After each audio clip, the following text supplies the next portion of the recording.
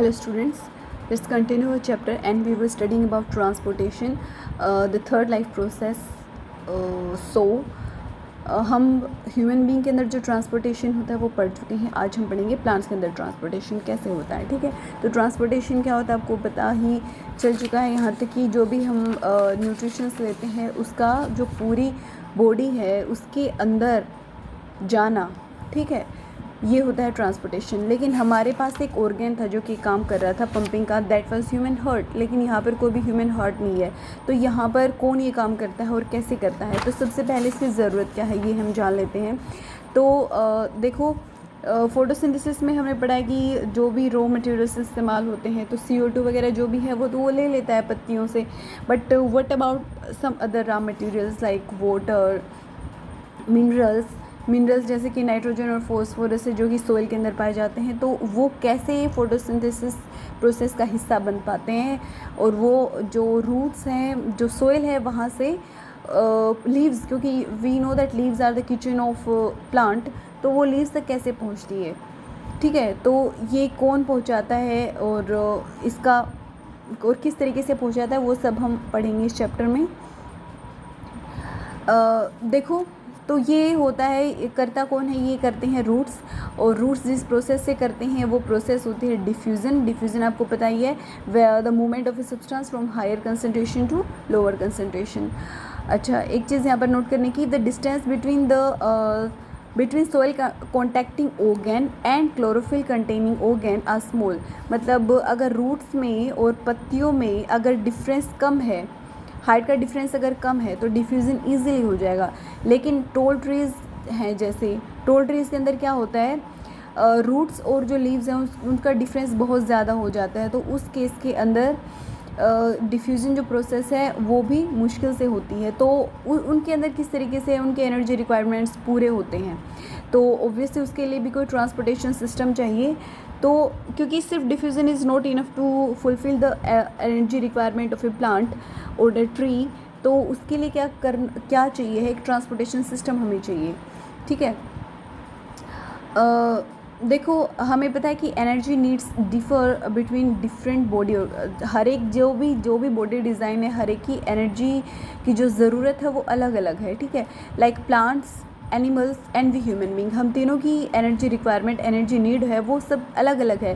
देखो, प्लांट्स जो है वो मूव भी नहीं करते हैं, ठीक है, और उनके अंदर बहुत सारे जो टिश्यूज़, उनके बहुत सारी डेड सेल्स भी होती हैं. सो उनका जो एनर्जी लेवल है, एनर्जी जो नीड है वो कम है as compare to we people और सम अदर ऑर्गेनिज्म जो ज़्यादा एक्टिविटीज़ करते हैं. तो क्या होता है कि इनका जो ट्रांसपोर्टेशन सिस्टम होता है वो स्लो है. स्लो होने से काम चल जाएगा, लेकिन स्लो है बट स्टडी भी है. मतलब जो ये बहुत लंबा डिस्टेंस जो है ट्रेवल करता है, जो इसका जो पूरा ट्रांसपोर्टेशन सिस्टम होता है वो, तो एग्जैक्टली करता कौन है ये, तो यहाँ पर हम पढ़ेंगे दो टाइप के transport organs. So one of the tissue that does this work is xylem, ठीक है, एंड अनदर इज़ फ्लोएम. ठीक है, तो फ्लोएम क्या करता है, ट्रांसपोर्ट ऑफ वाटर करेगा, water and minerals from the roots, और जो जाइलम, ठीक है, और जो फ्लोएम है, फ्लोएम क्या करेगा, वो जो भी लीव्स के अंदर जो भी एनर्जी मिलती है, जो भी सोल्यूबल प्रोडक्ट होते हैं उसको पूरी उसके अंदर देता है. जैसे जो फंक्शनिंग आपकी आर्टरीज की होती है वो फंक्शनिंग किसकी होगी, फ्लोएम की होगी. आप याद कैसे रखेंगे, जाइलम है. देखो, सबके अपने अपने तरीके होते हैं. जैसे ये मैंने ऐसे इस टाइप की क्रॉस टेबल है, ठीक है, और इसके ऊपर you are putting a pan with water. ठीक है, तो ये इमेज अगर आपके दिमाग में रहेगी, एक्स है, एक्स के आकार की एक टेबल है और उसके ऊपर ये कटोरी नुमा एक बर्तन रखा है जिसके अंदर पानी है. तो इस तरीके से आप याद रख सकते हो, वो जस्ट याद रखने का एक तरीका है. तो अभी हम देखते हैं कि ट्रांसपोर्ट ऑफ वाटर का ट्रांसपोर्टेशन कैसे होता है. तो देखो, जाइलम टिश्यू होता है और इसके अंदर क्या होते हैं, वेसल्स और ट्रैकेट्स होते हैं of the roots, stems and leaves are interconnected to form a continuous system of water conducting channels reaching all parts of the plant. जैसे कि आपने देखा हमारी चैनल जैसे नहरें होती हैं, ठीक है, वो एक बड़ी नहर होती है, फिर उसे और बाकी जहाँ जहाँ भी रिक्वायरमेंट होती है वहाँ पर हम उनकी ब्रांचेस निकाल के और उसकी सब चैनल्स बना देते हैं, ठीक है। तो इसी तरीके से जाइलम टिश्यू के साथ है, यहाँ पर भी क्या होता है इसी तरीके से with the help of diffusion से क्या होता है, रूट से वो जो भी मिनरल्स हैं, मिनरल्स वाटर के साथ ऐड होकर आ जाते हैं, लाइक नाइट्रोजन एंड फॉस्फोरस, और वो सब जो है रूट्स के ज़रिए ऊपर पहुंच जाते हैं, ठीक है। तो सिर्फ डिफ्यूज़न ही काफ़ी नहीं होता है, उसके अलावा और भी एक प्रोसेस होती है जिसको हम ट्रांसपिरेशन बोलते हैं। ट्रांसपिरेशन क्या होता है, देखो इसको समझने के लिए हम ये पढ़ते हैं कि प्लांट्स जो है उनकी एडिक्वेट सप्लाई ऑफ वाटर है, the water which is loss through the stomata. हमें पता है कि दिन के टाइम स्टोमाटा जो है, पत्तियों के अंदर स्टोमाटा होता है, वो जब खुला रहता है तो वहाँ से वाटर इवेपरेट होता रहता है। तो जब भी इवेपरेट होगा तो ओब्वियसली प्लांट की जो लॉस ऑफ वाटर हो जाएगा प्लांट के अंदर। तो ये जो लॉस जब होता है, the evaporation of water molecule from the cell of a leaf creates a suction which pulls water from the xylem cell of fruit. जैसे कि आप कोल्ड ड्रिंक पीते हो, ठीक है, आप स्ट्रॉ की हेल्प से कोल्ड ड्रिंक पी रहे हो, कुछ भी पी रहे हो, कोई भी जूस पी रहे हो जैसे, तो जैसे आप स्ट्रॉ से ऊपर की तरफ खींचते हो, आप वैक्यूम क्रिएट करते हो, एंड द प्रेशर डिफरेंस जो होता है वो क्या करता है, जो भी लिक्विड है उसको ऊपर की तरफ ले जाता है। तो इसी तरीके से, सेम तरीके से क्या होता है, जब वाटर मॉलिक्यूल एक स्टोमाटा से निकलता है तो वो एक सक्शन क्रिएट करता है। सक का मतलब होता है खींचना। तो ये क्या करेगा, फिर यही जो सेक्शन है वो रिस्पॉन्सिबल होता है कि जाइलम सेल जो है रूट से वो पानी ऊपर की तरफ आए। तो हम इसी प्रोसेस को क्या बोलते हैं, ट्रांसपिरेशन। ये आपको याद रखना है, ट्रांसपिरेशन क्या होता है, the loss of water in the form of vapours from the aerial parts of the plant is known as transpiration. इसकी डेफिनेशन आपको याद रखनी है, ठीक है। और इसके अलावा इसका काम क्या होता है, ये टेम्परेचर रेगुलेशन में भी हेल्प करता है हमारी, ठीक है। और बस मतलब इसी तरीके से क्या होता है, वाटर जो है वो रूट से ऊपर लीव्स तक पहुंच जाता है। The effect of a root pressure in transport of water is more important at night. During the day when stomata are open the transpiration, जो देखो दिन के टाइम में तो क्या होता है, ट्रांसपिरेशन वर्क करेगा क्योंकि दिन के टाइम पर स्टोमाटा खुलता है, ठीक है, तो खुलेगा तो ट्रांसपिरेशन का अपना वर्क होगा। लेकिन the effect of root pressure है ना, वो रात के टाइम पर ज़्यादा होता है, मतलब डिफ्यूजन जो प्रोसेस है वो नाइट के टाइम पर ज़्यादा रहेगी और दिन के टाइम पर ट्रांसपिरेशन का रोल रहेगा, ठीक है। Next is the transport of food and other substances. Food और बाकी सब्सटेंसेस का ट्रांसपिरेशन कौन करता है, so it is none other than phloem. तो क्या होता है, पानी के साथ जो भी सोल्यूबल प्रोडक्ट्स होते हैं वो सब मिलके और पूरी जो एक प्लांट का जो पूरे पार्ट्स होते हैं, सारा उसका जो ऑर्गेन होते हैं, सब तक उनको पहुंचाने का काम कौन करता है, phloem. The transport of soluble products of photosynthesis is called translocation. Translocation किसे कहेंगे, जो भी सोल्यूबल प्रोडक्ट हैं फोटोसिंथेसिस के उनको पहुंचा देना, इसको हम ट्रांसलोकेशन बोलेंगे। And it occurs in the part of vascular tissues known as phloem. और ये होता कहाँ पर है, फ्लोएम में, यू ऑलरेडी नो।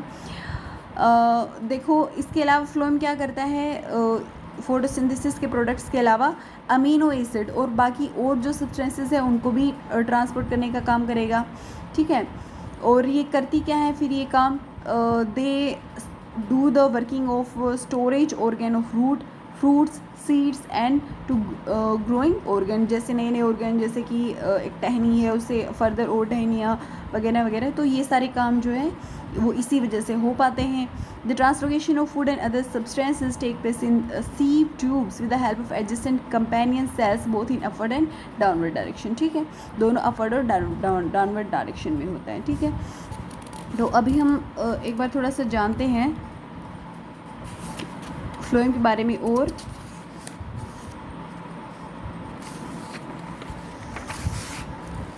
देखो क्या होता है, materials like sucrose is transferred into phloem. जैसे कि क्या होता है, हमें जब भी चोट लग जाती है तो वो एक सीव स्टैक स्ट्रक्चर जो प्लेटलेट्स होता है वो आ जाता है वहाँ पर, और उसकी वजह से क्या होता है, हमें हमारा फर्दर लॉस ऑफ ब्लड नहीं हो पाता है। तो यहाँ पर क्या होता है, material like sucrose transferred into phloem tissue using energy from ATP. ATP जो एनर्जी मिलती है वो फ्लोएम के ज़रिए क्या करता है, सुक्रोज ट्रांसफ़र हो जाता है फ्लोएम में। So this increase the isosmotic pressure of the tissue causing water to move into it। क्या होता है, इसकी वजह से ऑस्मोटिक प्रेशर है वो बढ़ जाता है और ये प्रेशर बढ़ने की वजह से वाटर इसके अंदर आ जाता है. This pressure moves the material in the phloem to tissue which have less pressure.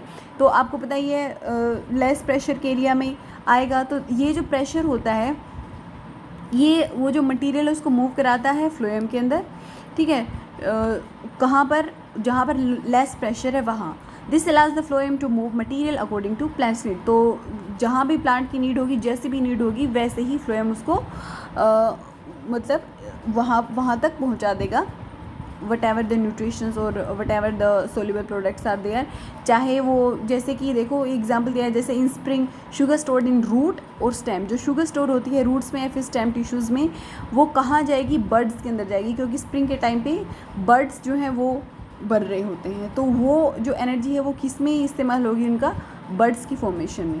ठीक है, तो ये था अब all about transportation and we have study differently about transportation in human being and transportation in plants.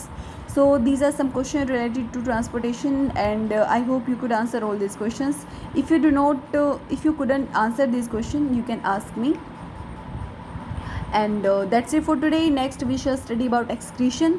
So if you have any question, you can ask me. Thank you, have a nice day, and do not forget to like, share and subscribe to my channel. Thank you.